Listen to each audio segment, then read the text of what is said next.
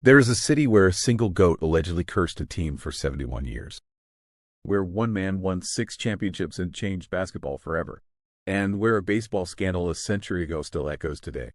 Chicago does not just have sports teams. Chicago has sports religions. Over the next several episodes, we are going to tell every one of their stories. But first, you need to see the whole board. Start with baseball, because in Chicago, it started with baseball. The Cubs were born in 1870 and became a charter member of the National League in 1876, making them one of the oldest professional sports franchises in America.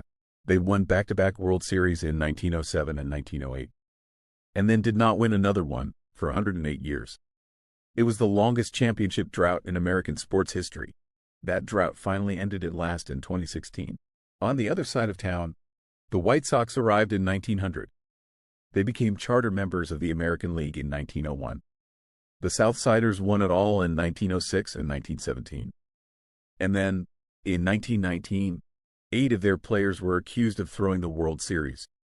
This was the Black Sox scandal, the darkest chapter in baseball history.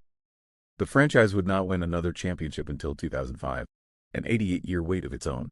2 baseball teams, 2 sides of the city, 196 combined years of waiting. That is not fandom. That is faith. Then came football. In 1920, a company team from downstate Decatur joined a brand new league. That league would eventually become the NFL. A year later, they moved to Chicago, and in 1922, they took the name the Bears. George Halas, Papa Bear, built the franchise. He helped build the entire league from the ground up. He turned the monsters of the Midway into 9-time NFL champions, including the 1985 team that many still call the greatest single season in football history. In 1926, hockey arrived. The Blackhawks became one of the NHL's original 6, winning Stanley Cups in the 30s and again in 1961, and then waiting 49 years before a young core brought 3 more cups home.